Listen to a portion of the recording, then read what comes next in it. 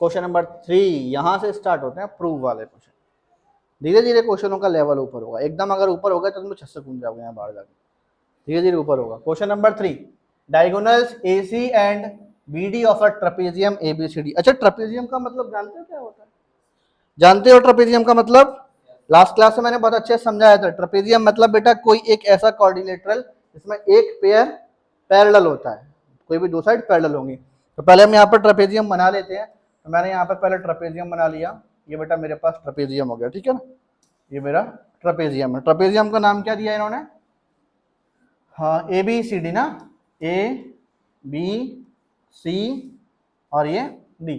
इसके डायगोनल्स बेटा AC और BD किस पॉइंट पर इंटरसेक्ट हो रहे हैं? O पॉइंट पर इंटरसेक्ट हो रहे हैं। मजा आने वाला है बेटा। कैसे मजा आने वाला है समझाता हूँ। एक्सरसाइज 6.2 में ये वाला क्वेश्चन है, चेक करो, चेक करो, NCERT खोल झट से चेक करो कौन सा क्वेश्चन है। और ये क्वेश्चन मोस्ट इंपॉर्टेंट कैटेगरी में आता है।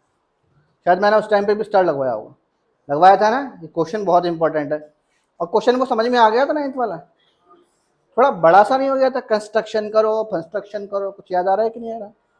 उस चीज़ों को दिमाग में लेके चलना थोड़ा सा। इस क्वेश्चन को भी मैं फिर से सॉल्व करा रहा हूँ और इस वाले क्वेश्चन में हमें क्या करना है यहाँ पर? राहुल सर क्या हुआ? पूछ लो क्या हो गया?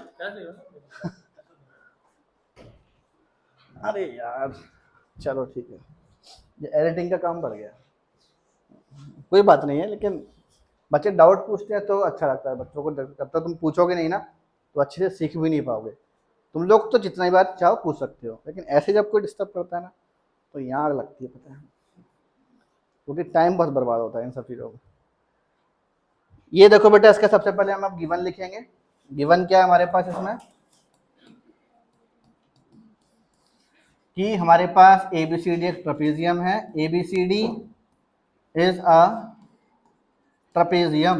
ABCD क्या है बेटा? ट्रेपेजियम इन विच, जिसमें हमारे पास AB किसके पैरेलल है? DC के। AB किसके पैरेलल है? DC का। Okay okay. टू प्रूफ क्या करना है? टू प्रूफ क्या करना है बॉस, बोलो? OA upon OC is equal to OB upon OD। Proof करना स्टार्ट करें? चलो प्रूफ करना स्टार्ट करते हैं। देखो मैं यहाँ पर तो ट्राइंगल लेने वाला हूँ। ट्राइंगल कौन कौन से? एक ट्राइंगल OAB और एक ट्राइंगल OCD। दिख रहा है फिगर में? OAB और OCD फिगर में चेक करो, मेरे फेस में मत देखो, वहां देखो, दिख रहा है सभी को? तो मैंने यहाँ देखा कि in triangle OAB and triangle OCD। तो बेटा ध्यान से देखो, OAB ट्राइंगल ये रहा, OCD ट्राइंगल ये रहा। दोनों में देखना ध्यान से, ये वाला जो एंगल है वो इस एंगल के इक्वल है, अल्टरनेट इंटीरियर एंगल। अब बोल लोग सिर्फ पैरेलल कहाँ दिया था? ट्रेपेजियम तो दिया था, और ट्रेपेजियम का मतलब एक पेयर पैरेलल हो गया कि नहीं हो गया? तो हम यहाँ पर क्या लिखेंगे? Angle OAB is equals to angle OAB is equals to angle OCB, angle OCB। इसका रीजन आ गया alternate interior angles are equal. कोई दिक्कत नहीं है इसमें? ठीक, कहां पर? OCD। तुम यार क्या हो क्या यार, ऐसा नहीं है यार, अच्छा भी कर सकते हैं तुम अगर दिन खराब है तो। OCD आ गया यहाँ पर, ये ठीक है, गलती से हो गया था वो। आगे देखो बेटा यहाँ पर, अब ये वाला जो एंगल है, ये वाला एंगल, एंगल OBA, OBA ये किसके इक्वल है? ODC के। ODC रीजन सेम आएगा कि नहीं आएगा? चेक करो बेटा, चेक करो ध्यान से। यहाँ पर धीरे धीरे बातों ही बातों में हौले हौले कुछ हो गया, सिमिलर हो गया। क्या हो गया? ये दोनों ही ट्राइंगल सिमिलर हो गए। Triangle OAB, triangle OAB similar to triangle, therefore triangle OAB similar to triangle OCD by angle angle similarity rule, by angle angle similarity rule। कोई दिक्कत नहीं इसमें, किसी को कोई दिक्कत नहीं है दूर दूर तक, कन्फर्म। चलो आगे चलते हैं। अब ये दो ट्राइंगल अगर सिमिलर हैं तो हम यहाँ लिखेंगे as we know as we know, हालांकि तुम जानते कुछ नहीं, फिर भी झूठ मूठ का लिखना तो पड़ेगा अपन को। As we know, corresponding sides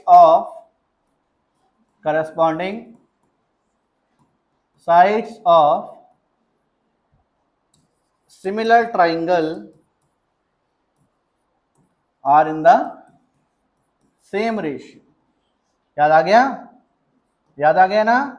हमारे पास दो ट्राइंगल अगर सिमिलर हैं तो उनके दो चीजें याद कर लेना, उनके करस्पॉन्डिंग एंगल्स इक्वल होते हैं और करस्पॉन्डिंग साइड्स किस में होती हैं?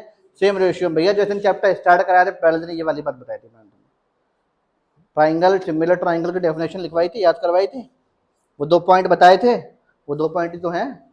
उसमें एक पॉइंट ये भी तो था, corresponding side in the proportion, उसमें प्रोपोर्शन वर्ड यूज हुआ होगा शायद से। सेम रेशियो प्रोपोर्शन एक ही बात होता है, ठीक है ना? तो हमारे पास इस हिसाब से देयर पर चेक करो, इसकी पहली साइड कौन सी है? ओ ए। फिगर में नहीं देखना तो यहाँ भी देख सकते हो, जैसे अल्फाबेट से मालूम चल जाता है। ओ ए, तो उसकी पहली साइड कौन सी है? ओ सी। उसके बाद दूसरी साइड क्या है? A B. दूसरी साइड क्या है? फिर तीसरी साइड बोलो, ओ बी। भैया ओ बी, फिर ओ डी। हमें यही प्रूफ करना था? नहीं, ये प्रूफ नहीं करना था। हमें बीच में जो मैंने लिखा वो एक्स्ट्रा लिख दिया तुम लोग को। देखो तुम्हें एक एग्जांपल बताता हूँ। सब मुझे एक बात बताओ, ऐसा तो है नहीं कोई कोचिंग के बाद सब लोग कहीं खेलने कूदने लास्ट में रात में घर पहुंचते हैं कि नहीं पहुंचते, या कोचिंग के बाद ही घर पहुंच जाते कि नहीं पहुंच जाता? घर पे शाम को खाना खाते हो कि नहीं खाते हो? अबे खाते हो? खाते हो। मम्मी कितनी रोटी बनाती है बताओ? है कभी गिना है? चलो एक अंदाज ठोक दो, किसी घर में 4 लोग हैं या 5 लोग हैं तो ऑन एन एवरेज पर पर्सन 4 रोटी बराबर 5 लोगों की फैमिली तो 20 रोटी बन जाती हैं। तो अब तुम मुझे एक बात बताओ, क्या तुम अकेले आदमी उन 20 रोटियों को उठा के ओ ऐसे कर जाते हो क्या? भाई जितनी तुम्हारी औकात है, जितनी तुम्हारी हैसियत है और जितने तुम्हारे पेट का क्षेत्रफल है उसके हिसाब से खाते हो कि नहीं खाते हो? हैं? ऐसा तो नहीं पूरा का पूरा 20-25 रोटी का स्टॉक लिया और तुमने उड़ा दिया। जरूरत के अनुसार खाते हैं कि नहीं खाते हैं? हमें वही सेम चीज इस क्वेश्चन में भी करना है। ये तुम मान लो कि तुम्हारी मम्मी ने रोटी बनाकर तुम्हें दे दी बहुत सारी, तुम इसमें से क्या खाओगे? जो तुम्हें जरूरत है। जरूरत किसकी थी? सिर्फ इन दोनों की। तो तुम नोट क्या करोगे? सिर्फ इन दोनों को नोट करोगे। O A upon O C is equal to O B upon O D, और ये हमारा प्रूव्ड हो गया। समझ आ गया? अरे बोलो हाँ या ना? पक्का समझ में आ गया ना? ये लाइन तुम लोगों को लिखनी नहीं है, मैंने तुम्हें सिर्फ समझाने के लिए बताई थी। तीनों इक्वल होते हैं, आपको जो प्रूफ करने के लिए दिया जाएगा आप अकेले वो नोट करोगे। समझ में आ गया? पक्का? चलें आगे वाले क्वेश्चन पर।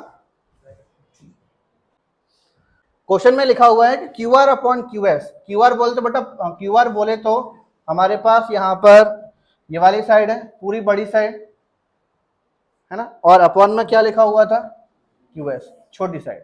ठीक है, फिर क्या लिखा हुआ था? क्यू टी बोले तो बड़ी साइड, अपॉन में छोटी साइड नहीं है, इस बार पी आर यहाँ की साइड आ चुकी है। मार्ग भटक चुका है ये क्वेश्चन, क्वेश्चन भटक चुका है। भटके हुए क्वेश्चन को हमें सही राह पर लेकर आना और प्रूफ करना है इसको। तो गिवन क्या है हमारे पास? गिवन लिखते हैं हम यहाँ पर, गिवन हम यहाँ पर लिखेंगे कि Q R upon Q S is equals to Q T upon P R. ठीक है, and angle 1 is equals to angle 2, angle 1 is equals to angle 2।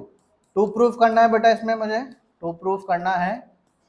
Triangle P Q S similar to triangle P Q R, ये proof करना है। अब proof करना start कर रहे हैं, प्रूफ करना स्टार्ट कर रहे हैं। और प्रूफ करने में सबसे पहले मैंने लिखा इट इज गिवन कि एंगल 1 किसके इक्वल है? फिगर में दिख रहा है कि नहीं दिख रहा? एंगल 1 किसके इक्वल है? क्लास 9th में बेटा एक थ्योरम थी, क्लास 9th में एक थ्योरम थी कि अगर किसी ट्राइंगल में दो एंगल इक्वल दिए हैं, एंगल 1 किसके इक्वल दिया है? किसी भी ट्राइंगल में दो एंगल इक्वल दिए तो उनके आमने सामने वाली साइड भी कैसे होती थी? याद आ गया? Sides opposite to equal angles are equal. तो बेटा इसका हम इस चीज में यही यूज करने वाले हैं। एंगल 1 बोले तो बेटा ये वाला एंगल, एंगल 2 बोले तो ये वाला एंगल। तो हमारे पास इस हिसाब से ये जो लाइन है पी क्यू या क्यू पी, ये पी आर के इक्वल होगा कि नहीं होगा? इक्वल होगा कि नहीं होगा? तो मैं लिखेंगे therefore Q P is equals to P R, है ना, पी आर। और या फिर ये लिख दो इसमें मैं, तो P R is equals to Q P. Reason क्या है इसका, sides opposite to equal angles are equal angles are equal, ये हमारे पास यहाँ लिखा हुआ है। ठीक है, आगे देखो, इसको मैंने बॉक्स लगा के बंद कर दिया। अब मैंने आगे बोला आपसे कि बेटा and Q R upon Q S ये किसके इक्वल है, अरे बोलो, Q R upon Q S is equal to Q T upon P R. ये चीज कहाँ से आई है, ये चीज मुझे गिवन थी, ये चीज क्या है, given.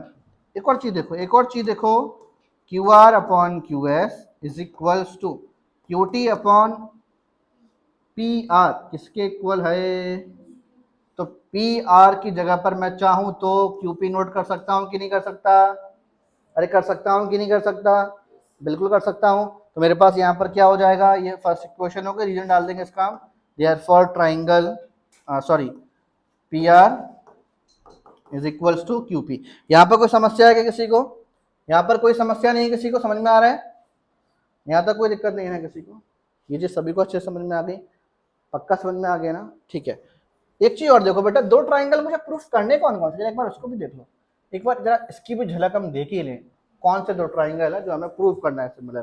Triangle P Q S, triangle P Q S, एक बार फिगर पे वापस आ जाओ, फिगर पे आके चेक कर लो, हमारे पास फिगर पे आके जरा चेक करते हैं। फिगर में देखो बेटा पी क्यू एस ये वाला ट्राइंगल, और दूसरा ट्राइंगल कौन सा है, दूसरा ट्राइंगल कौन सा है, टी क्यू आर।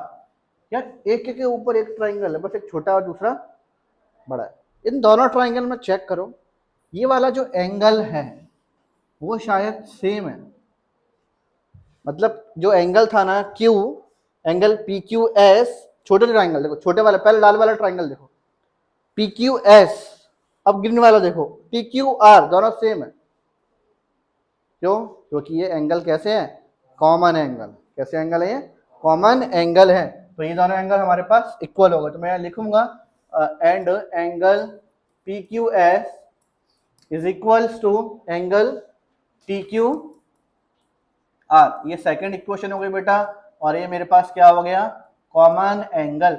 एक बात बेटा मुझे बताओ, मैंने तुम लोग को side angle side similarity rule में क्या समझाया था, नहीं याद है, एक बार मैं फिर समझाता हूँ, एक बार फिर समझाता हूँ। मैंने बोला था बेटा कि मेरे पास कभी भी दो ट्राइंगल हो, कभी भी दो ट्राइंगल हैं, इसका नाम ऐसे मान लो पी क्यू एस और इसका नाम टी क्यू आर, मैंने बोला मेरे पास कोई दो ट्राइंगल है, ठीक है, इस ट्राइंगल में बेटा ये वाली साइड अपॉन में ये वाली साइड इज इक्वल टू ये वाली साइड अपॉन में ये वाली साइड, ये हमें इक्वल दिया हुआ था, और इनके बीच का एंगल भी इक्वल है, तो दोनों ट्राइंगल कैसे होगा, कैसे होगा, जोर से बोलो, सिमिलर। कौन सा सिमिलैरिटी रूल था, कौन सा सिमिलैरिटी रूल था, ठीक है। अब एक बात मुझे बताओ कि अब ये ट्राइंगल मान लो ऐसा बनकर आ जाए,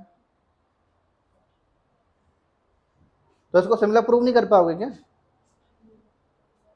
कर लोगे, सेम केस वहां नहीं लग रहा तुम्हें, ट्राइंगल के ऊपर ट्राइंगल बना हुआ है, क्लियर हो रहा है थोड़ा सा, अरे नाम भी मैंने सेम ही लिया तो पता नहीं पड़ा, नाम भी मैंने सेम ही लिया, चेक करो, पी क्यू एस और क्यू आर टी अलग अलग हो सकते हैं, तो हो जाए वरना कोई दिक्कत नहीं है, ठीक है। अब जरा देखो ध्यान से, इसको अपन एरेस्ट कर देते हैं, अब इसका कोई काम नहीं है, तुम लोग को चीजें अब समझ में आ चुकी हैं अच्छे से, इसलिए अब इसका कोई काम नहीं है।